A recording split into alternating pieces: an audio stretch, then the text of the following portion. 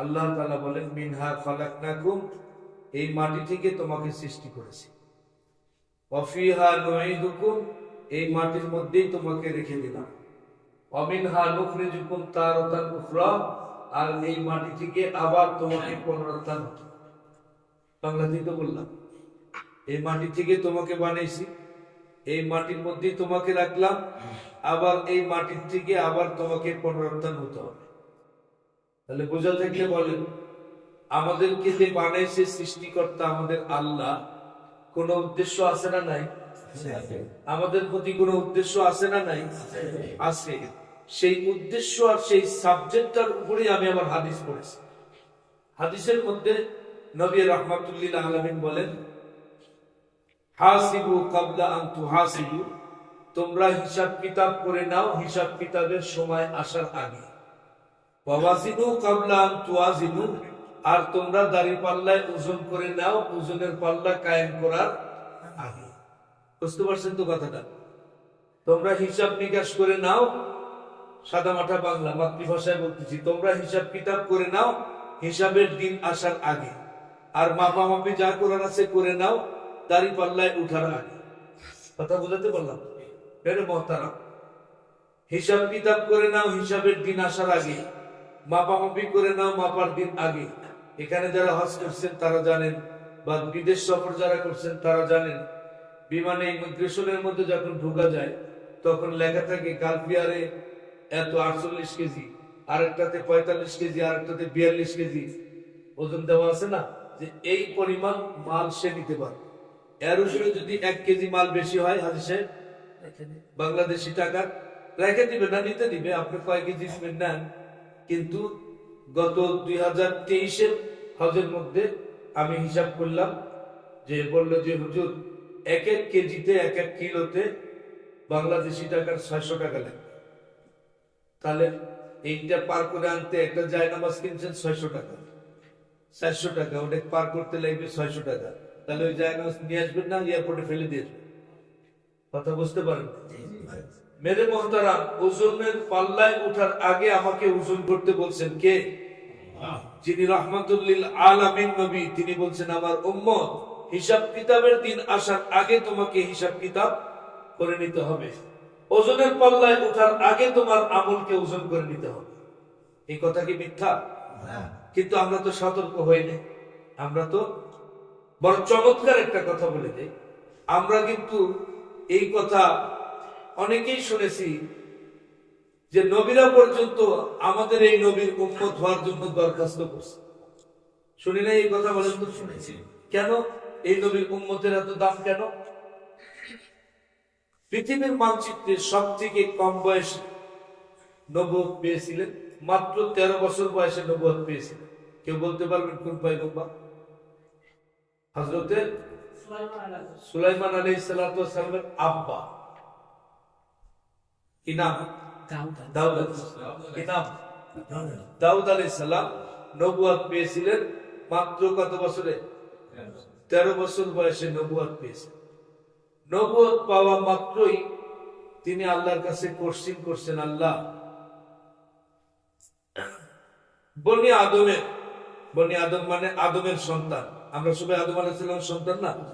বনি আদমের আমল মাপার জন্য ওয়ানাজা মাওয়াজিনাল কিসতা লিয়াউমিল কিয়ামাহ, কিয়ামতের দিন বনি আদমের আমল মাপার জন্য নিকটা কায়েম করা হবে, দাড়িপাল্লা কায়েম করা হবে, তারাজু কায়েম করা হবে। সেই দাড়িপাল্লাটা কত বড় হবে আমি দেখতে চাই। কে বলছেন? দাউদ আলাইহিস সালাম। কাকে বলছেন? আল্লাহকে বলছেন। আল্লাহ রাব্বুল আলামিন বলেন, পয়গম্বর দাউদ রে, তোর এই কথা জানার শখ জাগলো যে আমল নামার দাড়িপাল্লাটা কত বড় হবে, পাল্লাটা কত বড় হবে। আল্লাহ রাব্বুল আলামিন স্বপ্নের মধ্যেই দাউদ পয়গম্বরকে বললেন, পয়গম্বর দেখো, তুমি এবার চোখ মিলে দেখো, আসমান জমিন সবকিছু সাতবক, আসমানকে সাতবক, জমিনকে একদম রুটির মতো সমান করে দেখানো হয়েছে। এত বড় আয়তনের একটা পাল্লা। সুবহানাল্লাহ। পয়গম্বর দাউদ রে এইটা হলো মিজানের পাল্লা। শোনা মাত্রই স্বপ্নের মধ্যে পয়গম্বর দাউদ আলাইহিস সালাতু ওয়াস সালাম কাঁদতেছেন আর বলতেছেন, আল্লাহ এত বড় আমলের পাল্লা হবে, আমি এত নেকি নবী হয়েই করা সম্ভব না। সুবহানাল্লাহ। আল্লাহ রাব্বুল আলামিন বললেন, পয়গম্বর দাউদ রে শুনে রাখ, এই যে এত বড় নেকির পাল্লা, আমলনামা পাল্লা যে আমি কায়েম করেছি, এই এক এক পাল্লা নেকি ভরপুর হয়ে যাবে। আমি একজন নবী যিনাকে রাহমাতুল লিল আলামিন করে পাঠাইছি, উভয় জগতের রহমত করে পাঠাইছি।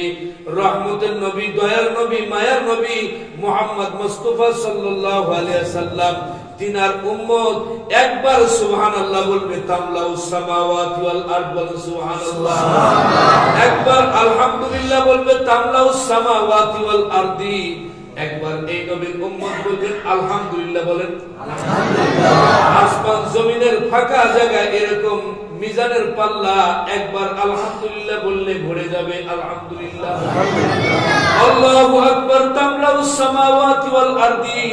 একবার আল্লাহু আকবার বলেন না, আল্লাহু আকবার বলবে, আসমান জমিনের ফাঁকা জায়গা, এই যে মিজানের পাল্লা দেখছো, এই মিজানের পাল্লা ভরে যাবে। একবার সুবহানাল্লাহ বললে, একবার আলহামদুলিল্লাহ বললে, একবার আল্লাহু আকবার বললে, সঙ্গে সঙ্গে পয়গম্বর আলাইহিস সালাতু ওয়াস সালাম বললেন, রব্বুল আলামিন বুঝতে পারলাম, তাহলে নবী যদি না বানিয়ে ওই নবীর উম্মত বানাইতাও তাহলে তো বড় ভালো ছিল। তাহলে আমরা উম্মত হয়ে কি বেজার না খুশি? খুশি না বেজার?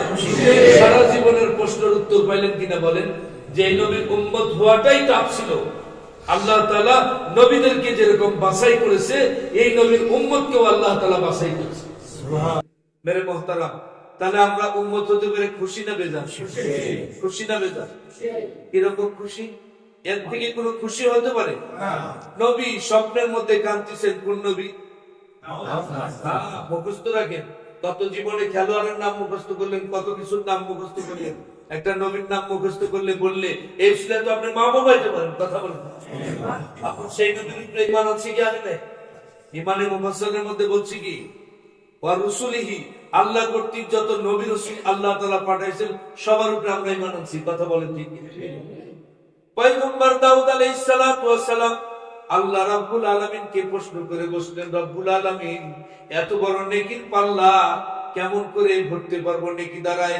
আল্লাহ রাব্বুল আলামিন শর্টকাট ভাবে বলে দিলেন, দেখো পয়গম্বর দাউদ, আমি এমন একজন নবী এই পৃথিবীর ধরায় পাঠাইবো, যিনি হলেন রাহমাতুল লিল আলামিন। শুধু এই জগতের নবী নয়, উভয় জগতের নবী। বলেন সুবহানাল্লাহ। শুধু মানুষের নবী নয়, 18,000 মাখলুকাতের নবী, ইহ জগৎ পরজগৎ সব জগতের নবী।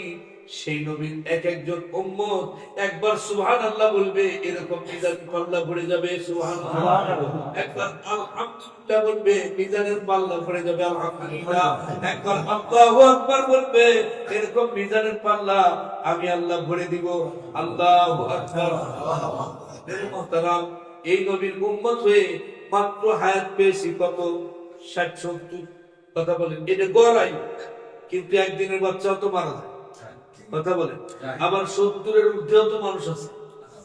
একটা গড় কথা বলছেন। এইটুক হায়াতের মধ্যে যদি আমি অনন্তকালের জান্নাত না ধরতে পারলাম, রাসূল খোদা সাল্লাল্লাহু আলাইহি সাল্লামকে সাহাবায়ে কিরাম রিদওয়ানুল্লাহি তাআলা আলাইহিম আজমাইনরা প্রশ্ন করলেন, ইয়া রাসূলুল্লাহ, ইয়া হাবিবাল্লাহ, আপনি যে রাহমাতুল লিল আলামিন, আপনি যে শ্রেষ্ঠ রাসূল, আপনি যে রাসূলদেরও রাসূল, এই কথা তো বুঝে আসছে।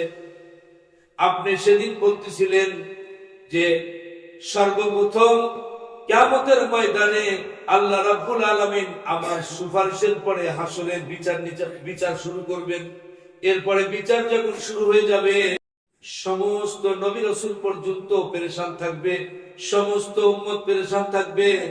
ওই মুহূর্তে আমার পারমিশন হওয়ার পরে নবী রাসূলদের পারমিশন হয়ে যাবে। এরপরে পারমিশন হবে সর্বপ্রথম আমার উম্মতের। সুবহানাল্লাহ। ইয়া রাসূলুল্লাহ, কথাটা বুঝে আসলো না? আমাদের পূর্ববর্তী নবী রাসূল তিনাদের উম্মতদের হায়াত ছিল 1000 বছর, 1500 বছর। কথা বলে তারা দুনিয়াতে এত বছর বেঁচে গেছে, কত নেকি কামাই করছে, আর আমরা মাত্র অল্প 60-70 হায়াতের মধ্যেই আমরা কি এত নেকি কামাই করতে পারবো যে আমাদের সর্বপ্রথম জান্নাত দেওয়া হবে? সুবহানাল্লাহ।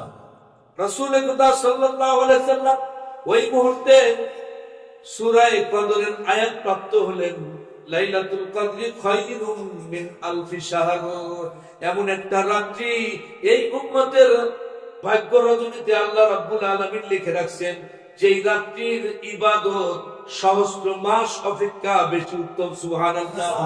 সহস্র মাস হিসাব করলে দেখা যায় 83 বছর 4 মাস আল্লাহর কোন বান্দা বান্দি, নবীর কোন উম্মত নেই, একই সেজদায় যদি 83 বছর 4 মাস পার করতে পারে, যেই রকম নেকি আল্লাহ তাআলা দান করবেন, বলে ওই রাত্রি জাগরণ করলে ওই সময়টা যদি পেয়ে যায়, আল্লাহ রাব্বুল আলামিন ওয়াদা করেছেন হাবিবুল্লাহর কাছে, আমাদের নবীর কাছে, আপনার উম্মতের 83 বছর 4 মাসের ইবাদতের সব দিয়ে দিব। মনে পড়ে গেল দুইজন সাহাবী, যমজ দুই ভাই, একই দিনে জন্মগ্রহণ করেছেন, একই দিনে ইসলাম গ্রহণ করেছেন। একজন সাহাবী ইন্তেকাল করছেন যেই দিনে জিহাদের ময়দানে ইন্তেকাল করছেন, পরের বছর ওই দিনেই দ্বিতীয় ভাই স্বাভাবিকভাবে মৃত্যুবরণ করছে। সবাই একে অপরে কথোপকথন করতেছে, কে বেশি নেকি নিয়ে দুনিয়া থেকে যাইতেছে বুঝার বিষয়। একে অপরে প্রশ্ন করতেছে, কিন্তু কেউ অ্যানসার দিতে পারছে না। ইত্তব্য সরে জিবরাইল আলাইহিস সালাম এসে মহানবী সাল্লাল্লাহু আলাইহি সাল্লামকে বললেন, ইয়া রাসূলুল্লাহ, ইয়া হাবিবাল্লাহ, যুদ্ধে শাহাদাত বরণ করছে এক ভাই, একই দিনে ইসলাম গ্রহণ করছে 1 বছর আগে, আর আজকে যেই ভাই মারা গেল 1 বছর পরে। কথা বলছে সোজা 1 বছর পরে ইন্তেকাল করছে, কিন্তু যুদ্ধে শাহাদাত হয় নাই, স্বাভাবিকভাবে ইন্তেকাল করেছে। আপনি আপনার উম্মতদেরকে বলে দেন, একটা বছরের যে হায়াত পেয়েছে, 1 বছরের মধ্যে কত ওয়াক্ত নামাজ পড়েছে, রমজানের রোজা রাখছে। কথা বলেন, কথা বলেন। একবার সুবহানাল্লাহ বললে যদি আসমান জমিনের খালি জায়গা খুলে ভরপুর হয়ে যায় নেকির দ্বারায়। 1 বছরে কতবার সুবহানাল্লাহ, কতবার আলহামদুলিল্লাহ, কতবার আল্লাহু আকবার, কত রাকাত নামাজ পড়েছে, তার ইয়ত তো আছে। বলে এই ভাই দুনিয়াতে বেশি দিন যে ছিল, 1 বছর বেশি হায়াত পেয়েছে, নেকি বেশি নিয়ে এই ভাই দুনিয়ার থেকে চলে গেছে। সুবহানাল্লাহ। সাহাবীদের ওই প্রশ্নের উত্তর দিলেন, তোমরা যে চিন্তায় পড়ে গেছো যে আমরা আসলাম পৃথিবীতে পরে, হায়াতও পেলাম কম, কিন্তু হাসরের ময়দানে এই নবীর উম্মতের জান্নাতের ফয়সালা হওয়ার পরে, জান্নাতে যাবার পরে বাকিদের পাল্লা। সুবহানাল্লাহ। কোন হিসাবে কোন দিকটি দিয়ে বোঝানো হয়েছে? আল্লাহ রাব্বুল আলামিন বলেন, ওয়ালাল আখিরাতু খায়রুল লাকা মিনাল উলা। আখিরাতের যে হায়াত, এটাই হলো দামি হায়াত। এইটার উপরে আমি হাদিস পড়েছি, আল্লাহর হাবিব বলেন, হাসিবু কাবলা আন তুহাসিবু ওয়া ওয়াজিনু কাবলা আন তুওয়াজিনু। ও আমার উম্মত দিনে শুনে রাখ, হিসাব কিতাবের দিন আসার আগে হিসাব কিতাব করে নাও, এবং দাড়িপাল্লায় মাপার আগেই তোমার আমলকে তুমি মেপে নাও। কথা বলে এখন খালি আমরা পরকে আঙ্গুল দিয়ে কথা বলতে পারি, নিজের সরকারদের দেই না। কিন্তু যদি বলছো যে ইলিয়াস হুজুর, তাহলে বলছে বাহ কাম কাম। কথা বলেন, এটা আরেকজন শুনে হ্যাঁ হতেই পারে, মৌলবীরা এরকম চলে কেন? কথা বলেন নাই? এই যে তাল মিশাইলেন, কতটুক গুনাহ করলেন, নেকির কথা তো শুনলেন, গুনাহটা কতটুক করলেন? একজনের অগোচরে যদি গীবত করা হয়, সত্য ঘটনাই বলা হয়, এক ব্যক্তি চুরি করছিল, তার আত্মীয়র কাছে বলছে ও চুরি করছে, কথাটা সত্যই বলছে, তার অগোচরে বলার কারণে সে কতবার গুনাহ করছে। হাদিস শরীফের মধ্যে আছে, আল গীবত আসাধ্য মিনাল জিনা। ব্যভিচারী কাজের থেকেও বড় মারাত্মক গুনাহ হলো গীবত করা। যে করলো সে যত বড় অপরাধ করলো, যে শুনলো সে অত বড় অপরাধ। তাহলে হিসাব কিতাবের কথা বলা হয়েছে, হিসাবে তো আমরা পাইতেছি অনেক। একবার সুবহানাল্লাহ বললে আসমান জমিনের খালি জায়গা ভরে গেল নেকির দ্বারা, একটু আগে শুনলেন। আবার এই যে একজন বলছে ঠিকই আছে, এরকমই ব্যাপারটা, কিন্তু কেউ তো তার টুটি চিপে ধরলেন, এই গুনাহ করছে, ও করছে, হিসাব আর হবে। কথা বাস্তব কিনা? আমার কবরে আপনি যাবেন, আপনার কবরে আমি যাব, হিসাব আমাকে করতে হবে না? এই জন্য আল্লাহ রাব্বুল আলামিন চোখ, কান, মুখ, 3টা জিনিস আমাদেরকে দিয়েছেন। কথা বলেন, সবার এই তিনটা জিনিস আছে না নাই? চশমে বন্ধ, লব্বে বন্ধ, গোশে বন্ধ, তানা বিনি নূরে হক বর্মাবে খান। আমার রসুল, আপনার রসুল বলছেন, তোমরা যদি তোমাদের চোখটাকে হেফাজত করতে পারো, কানটাকে হেফাজত করতে পারো, আর জুবানটাকে, মুখটাকে যদি হেফাজত করতে পারো, আমি রসুল সাল্লাল্লাহু আলাইহি সাল্লাম বলে দিলাম, তোমরা এই সচক্ষে আল্লাহকে দেখতে পাবা। সুবহানাল্লাহ।